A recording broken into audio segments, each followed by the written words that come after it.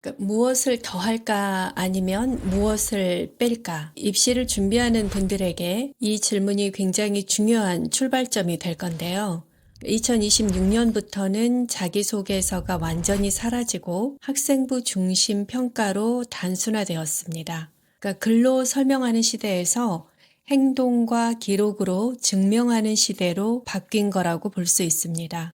입학사정관이 학생부에서 보는 거는 딱 세 가지입니다. 학업 역량, 진로 탐구 역량, 공동체 역량.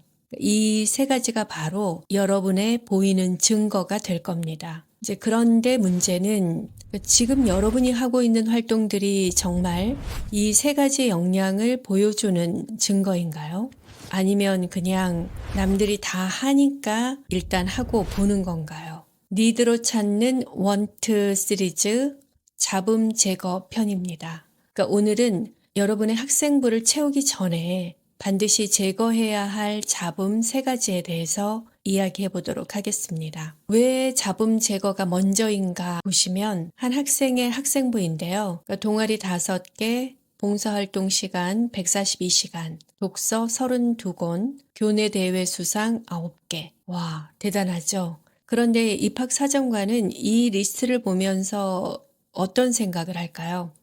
입학사정관의 시선은 이 학생은 왜 이 활동을 했지? 그리고 이 모든 게 어떤 스토리를 이야기하고 싶어서 하는 거지라고 생각할 겁니다. 진짜 이 학생만의 고민과 성장이 보이나에 초점을 맞추겠죠. 우리가 삶의 힘든 원인 중 가장 큰 것이 삶의 우선 가치가 없기 때문이라고 생각합니다. 입시도 마찬가지입니다. 여러분이 지금 무엇을 뺄지, 무엇을 더할지, 뭐에 집중할지 우선순위가 없는 것은 내 기준이 아니라 남의 기준으로 채우고 있기 때문은 아닌지 생각해 보셔야 할 시간입니다. 우리가 지난 영상에서 욕구에 대한 이야기를 했습니다. 가짜 스펙이 아닌 진짜 나의 욕구를 기반으로 한 나다움을 설계하는 것 자체가 나를 대학에 어필하는 것뿐만 아니라 회사 취업 때도 적용이 되고 내 삶의 방향을 설계할 때 당연히 중요한 일일 겁니다. 그래서 진짜 나의 욕구를 아는 게 중요한데 이 욕구들이 진짜 나를 만드는 재료라면 잡음은 이 재료들을 흐리게 하는 방해 요소입니다. 잡음이 너무 크면 나의 진짜 욕구를 볼 수가 없습니다. 그래서 오늘은 학생부를 채우기 전에 먼저 무엇을 비워야 하는지에 대해서 살펴보도록 하겠습니다. 잡음은 크게 사회적 기대 잡음, 디지털 잡음, 관계 잡음 이렇게 세 가지로 나누어 볼 수 있는데요. 먼저 사회적 기대 잡음부터 해보겠습니다. 그러니까 사회적 기대의 잡음이라는 것은 그러니까 주변의 기대와 평가가 진짜 욕구를 가리는 현상입니다. 그러니까 부모님의 바람이 가장 크겠죠. 또 선생님의 조언, 학교의 명예, 친구들의 시선 이런 것들이 너는 이래야 해라는 무언의 압박으로 작용합니다. 여러분도 이런 말 들어보신 적 있으실 겁니다. 그거 해서 먹고 살 수 있겠어? 네 성적인데 왜 거길 가? 안정적인 게 최고야. 우리 집안은 뭐 대대로 4가지 중 하나 정도는 들어보셨을 법합니다. 실제 사례를 보면 그러니까 공대하고 과학 커뮤니케이션 고민을 하던 친구 사례인데요. 애초에는 공대를 가고 싶어서 과학 동아리를 들어갔습니다. 근데 하다 보니 실험 자체보다는 실험 결과를 보고서로 정리하는 게 훨씬 흥미롭고 몰입이 되었고 보고서를 작성하면서 뭐 그래프를 만들고 또 구조를 논리적으로 설명하는 게 재밌었다고 합니다. 근데 이제 결과물이 좋으니 선생님은 넌 과학자 마인드가 있다라고 칭찬도 해주시고 부모님은 공대를 가라고 적극 권하시고 그러니까 이런 분위기 속에서 글쓰기가 좋다는 말을 차마 못하고 있는 학생의 사례가 있었고요. B 학생의 경우는 집안이 3대째 의사를 했던 친구인데 성적도 잘 나오고 당연히 의대 준비를 이제 부모님께서는 희망을 하시겠죠. 그래서 학생부도 생명과학 탐구로 가득 채웠습니다. 근데 방학 동안에 병원 실습을 갔을 때 깨달았대요. 그러니까 환자 진료보다는 그 병원의 전자차트 시스템이 더 눈에 들어온 거예요. 이 시스템을 개선하고 싶다. 의료 데이터를 AI로 분석하고 싶다. 이 친구 같은 경우는 의료 정보학에 관심이 갔는데 의대에도 갈 수 있는 성적의 친구였기 때문에 부모님들이 적극 반대하시는 사례도 있었고요. 학생 C 같은 경우는 특목고를 나온 친구였어요. 그러니까 친구들은 거의 다 스카이를 가고 또 학교에서도 실적이 또 중요하니 학교의 자긍심을 강조하는 분위기 속에서 사례자 C의 학생의 경우는 체육 교사를 되고 싶어 했습니다. 그러니까 자기가 지내보니 친구들과 운동하고 운동장에서 보내는 시간만큼 행복한 시간이 없다라고 생각이 들어서 그러니까 체육 교사가 정말 하고 싶어졌다고 합니다. 부모님한테 차마 말씀을 못 드리고 상당히 갈등을 겪고 있는 친구의 사례도 있었습니다. 이 학생 모두 다른 상황이지만 공통점이 있습니다. 그러니까 진짜 자신의 욕구보다 주변의 기대가 더 크게 들린다는 거죠. 이게 바로 사회적 기대 잡음이고 한국 사회에서 유난히 크게 느껴지는 잡음 중 하나입니다. 즉 그러면 여러분도 한번 얼마나 사회적 기대 잡음을 갖고 계시는지 자가 진단을 해볼까요? 제가 묻는 질문에 간단히 답해 보시면 됩니다. 어떤 활동을 했을 때, 혼자 했을 때도 재밌었나요? Yes면 진짜 욕구일 가능성이 높고, 혼자 할 때는 재미가 없으면 잡음일 가능성이 높습니다. 두 번째 질문은 이 활동의 결과가 아니라 했던 과정이 기억이 나나요? 과정이 기억이 나시면 진짜 몰입일 확률이 높고, 과정은 기억이 나지 않으면 스펙 쌓기 활동이었을 가능성이 높습니다. 세 번째, 만약 이게 학생부에 안 들어간다면 그래도 하고 싶다는 생각이 들면 진짜 욕구이고요. 안 할 것 같다라고 하면 잡음에 의해서 하게 된 거겠죠. 이렇게 간단히 세 가지 질문을 통해서 여러분의 진짜 욕구인지 아닌지를 점검해 볼 수도 있습니다. 그러면 한 학생만 해결의 사례를 알려드리도록 하겠습니다. A 학생인데요. 그러니까 과학 동아리 활동을 하는데 본인은 과학 자체보다는 기록하고 정리하는 데 흥미를 느꼈던 친구의 사례입니다. 이 친구는 과학 동아리를 그만두지는 않았습니다. 대신 그 역할을 잘하는 데 집중을 했고요. 그래서 실험 설계는 친구들에게 주로 맡기고 본인은 실험 결과를 다듬고 스토리텔링 하는 역할을 맡았습니다. 그래서 탐구 보고서를 쓸 때 과학적 개념을 비유로 설명하고 또 논리적 흐름을 다이어그램으로 시각화하고 발표 자료를 디자인하는 데 집중했습니다. 그 결과 세특에 이렇게 기록됐습니다. 복잡한 과학 개념을 대중에게 전달하는 과학 커뮤니케이션 역량이 탁월하다. 이 친구는 결국 본인이 원하는 과에 합격을 해서 좋은 결과를 얻었습니다. 중요한 건 내가 진짜 잘하는 것을 발견하는 겁니다. 인생을 여러분이 살지 남이 살아주지 않습니다. 가장 에너지 넘치고 가장 무언가 하고 싶을 때 주변의 기대에 맞추려다 여러분의 소중한 시간을 너무 낭비하지 마시고 여러분의 흥미를 끄는 것, 여러분이 몰입할 수 있는 것에 집중하시고 그것을 기반으로 여러분이 원하는 곳에 지원하시길 바랍니다. 그리고 이게 단기적으로는 조금 사회적 기준이라든가 부모님의 기대에 못 미칠 수도 있을 겁니다. 하지만 여러분의 장기적인 미래에는 분명 도움이 되는 것이니 여러분이 진짜 잘하고 관심 있어 하는 분야에 집중하셔서 그것을 파워풀하게 키워가시기 바랍니다. 그리고 입시에서도 결국은 도움이 될 수 있는 게 입학사정관이 원하는 건 남들과 똑같은 학생이 아니라 자기만의 이유가 명확한 학생, 그것이 활동의 증거로 남아있는 학생을 찾고 있는 겁니다. 두 번째 잡음으로서는 디지털 잡음입니다. 여러분들 요즘 입시 정보를 어디에서 얻나요? 뭐뭐 합격 비법, 입시 카페에서 1등급 학생부 공개, 인스타그램에서는 서울대 합격생의 일상. 근데 그런 거 다 따라하면 합격할까요? 근사한 타이틀을 가져다가 따라하고 맞춘다고 그게 진짜 내 것이 되지도 않을 뿐더러 이미 한번 써먹었던 사례는 사실 새롭지 않거든요. 그래서 내가 지원할 때는 그 아류들이 수백 명, 수천 명이 있습니다. 장기적으로 보시고 여러분이 원하는 것에 집중하시길 바랍니다.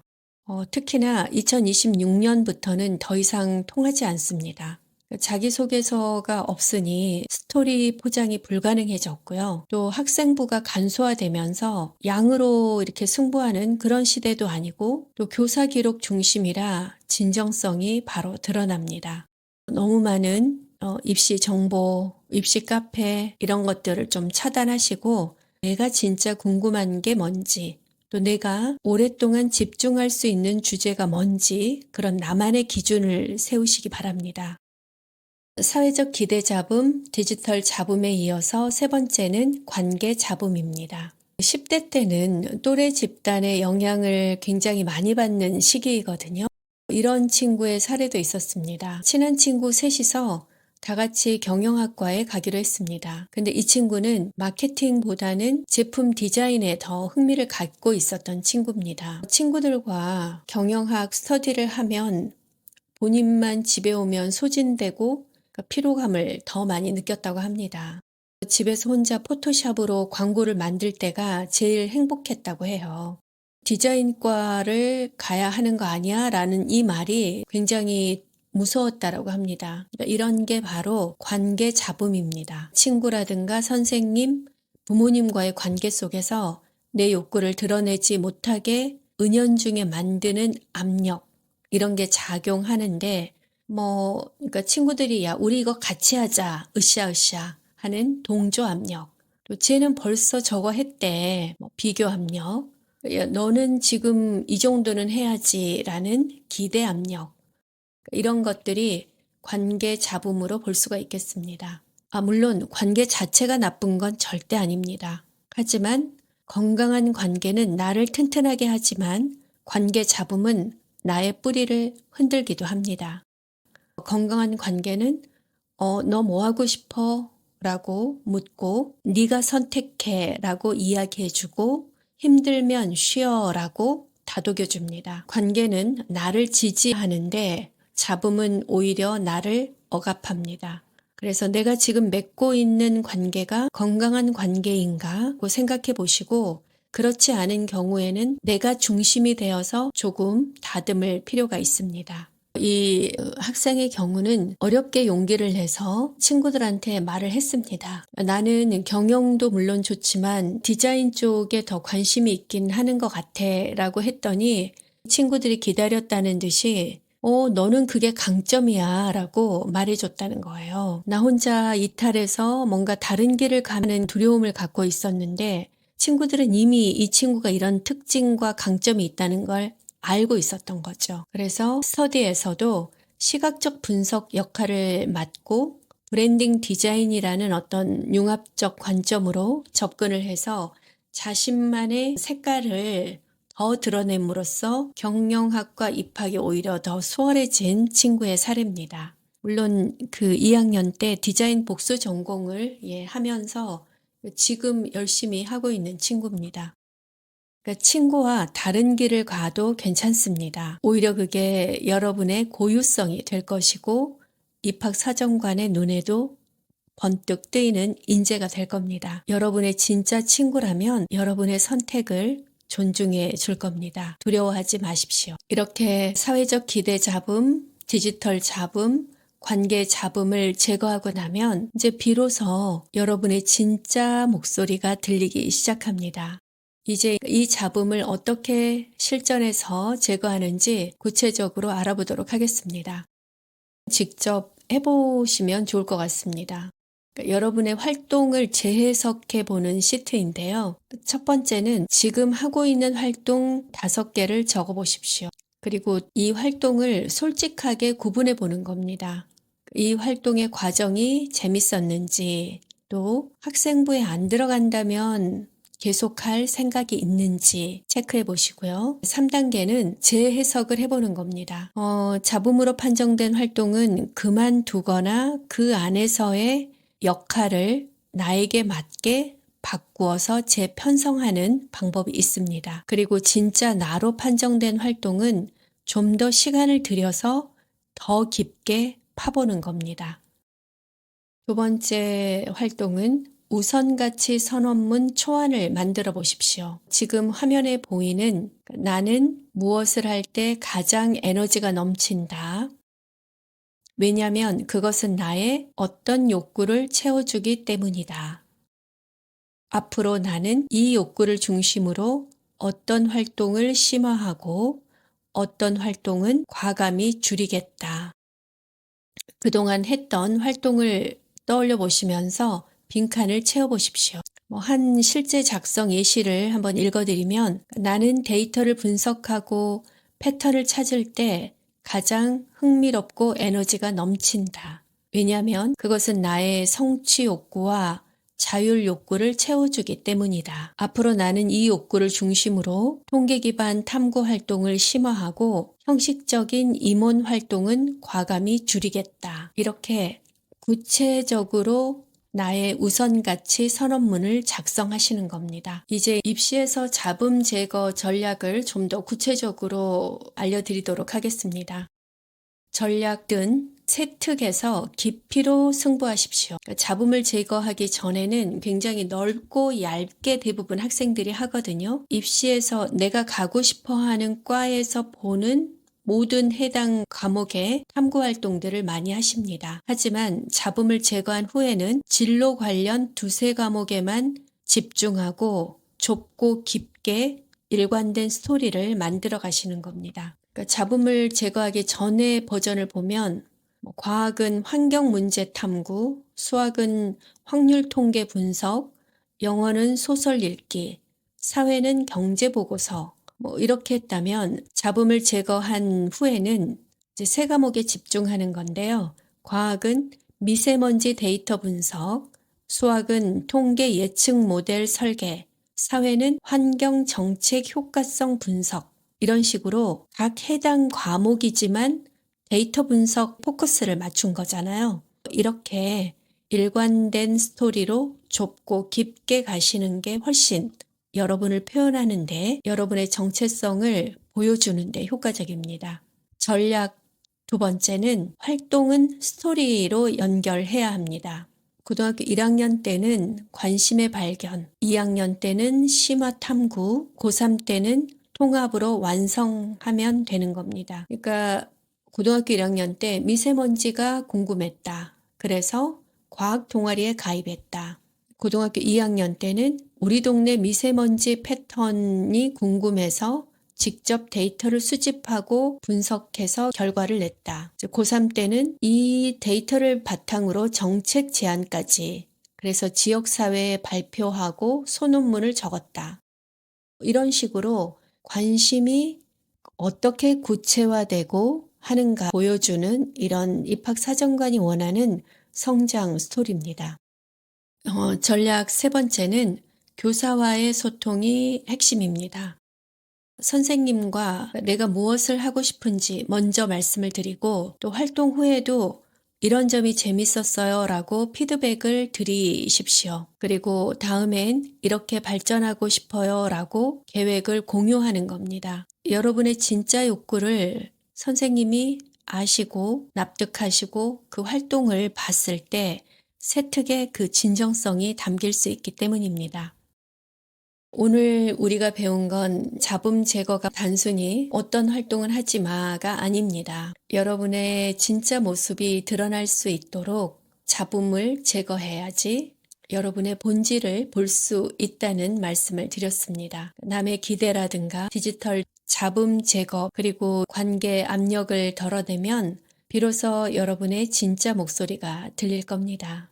여러분만의 이야기를 만들기 위한 핵심 과정이니 제가 제시한 활동도 따라해 보시고 여러분만의 색깔을 찾으시길 바랍니다. 감사합니다. 여러분의 선택은 여러분만의 이야기를 만듭니다. 나다운 삶을 디자인하세요.